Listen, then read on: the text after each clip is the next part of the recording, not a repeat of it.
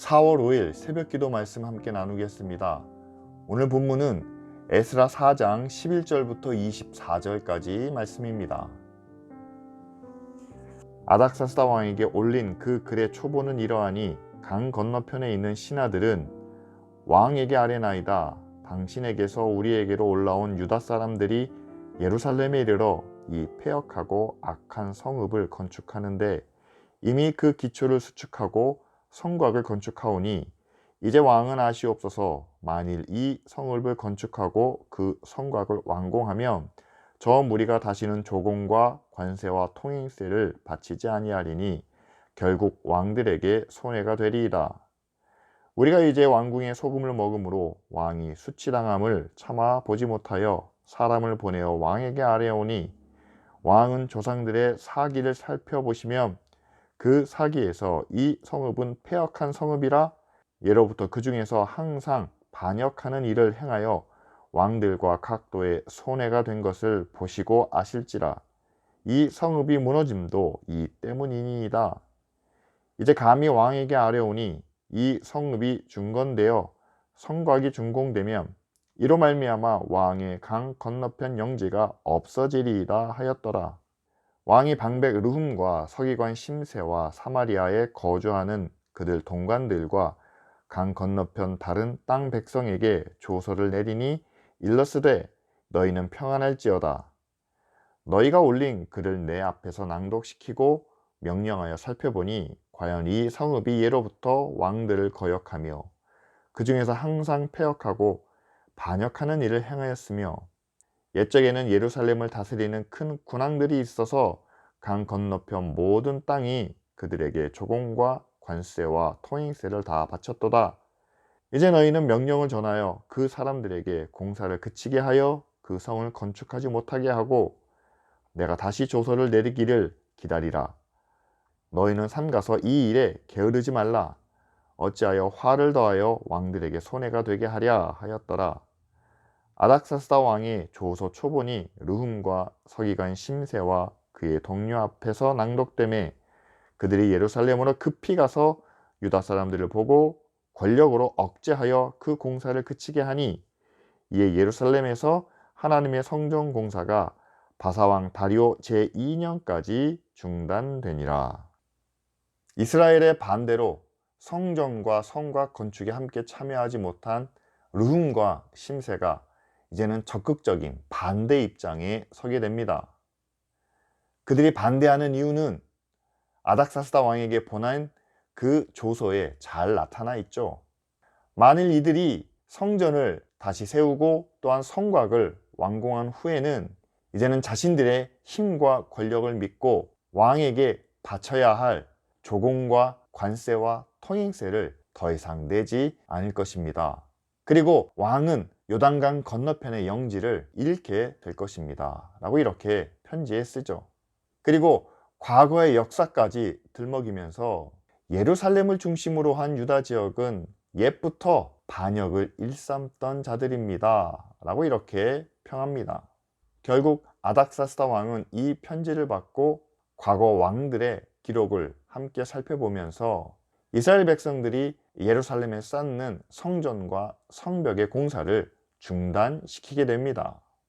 자신들의 힘과 권력을 위해 성전과 성벽 건축에 참여하고자 했던 이들의 세속적인 이유가 오히려 왕에게는 더 설득력 있게 들렸기 때문이겠죠. 결과적으로 하나님을 섬기기 위하여 하나님께 온전한 제사를 드리기 위하여 시작된 이 성전 건축은 세속적인 이유 때문에 중단되게 됩니다. 그렇다면 여러분, 지금 우리가 사는 이 시대에도 하나님의 나라를 또한 믿음의 공동체를 세우기 위한 우리의 목적과 우리의 뜻과는 다르게 세속적인 이유로 중단되고 또한 실패하는 경우가 있지 않을까요? 그렇습니다. 우리는 돈과 권력이 지배하는 이 세상에서 하나님을 섬기고 그리고 하나님의 뜻을 온전히 실천하는 교회를 세워가고 있습니다. 교회의 근본은 바로 우리를 창조하신 하나님의 말씀과 하나님의 뜻이며 교회가 나아가야 할 방향은 그 하나님의 사랑과 의의를 세상에 나타내는 믿음의 공동체를 세우는 일이죠. 그런데 그런 목적을 위해서 세워진 교회를 세속적인 눈으로 바라보는 사람들도 있습니다. 교회가 가진 힘과 그리고 많은 사람들이 모이면서 자연적으로 쌓여져가는 돈과 물질에 대한 것들이죠. 예수님은 비유의 말씀 가운데 이들을 가라지라고 표현하고 있습니다. 그렇다면 이들이 알곡과 다른 점은 과연 무엇일까요? 교회 안에서 하나님의 은혜와 평안 가운데 사랑을 실천하고 의를 행할 때는 그들도 우리와 하나 된 것처럼 보이지만, 그러나 교회가 어려운 상황을 만나면서 만일 그들이 교회의 힘과 권력의 자리에서 배제되었다면 그들은 바로 그 결정에 반대하며 갈등을 일으키지 않겠습니까? 결국 하나님의 나라와 의를 위하여 우리 자신을 헌신하고 희생하는 그런 교회의 본분에서 떠난 자기의 힘과 권력과 만족을 구하는 것이 바로 가라지의 모습이죠. 안타까운 것은 하나님의 나라와 의를 위하여 우리 자신을 헌신하며 희생하는 교회의 본분에서 떠나 교회가 가진 힘과 권력을 통해 자신의 만족을 또한 자신의 이익을 추구하는 그런 모습들이 지금 우리 안에서도 나타나는 것을 보게 됩니다. 따라서 우리는 교회 안에서 반드시 지켜야 할 몇 가지 원칙들이 있습니다. 교회는 보이는 성공, 보이는 권력이 아닌 보이지 않는 하나님의 나라와 하나님의 의를 구합니다. 물론 하나님의 나라와 하나님의 의를 이루기 위해서 보이는 물질과 힘과 권력을 사용해야만 합니다. 하지만 그것이 우리가 구하는 목표와 목적은 아니죠.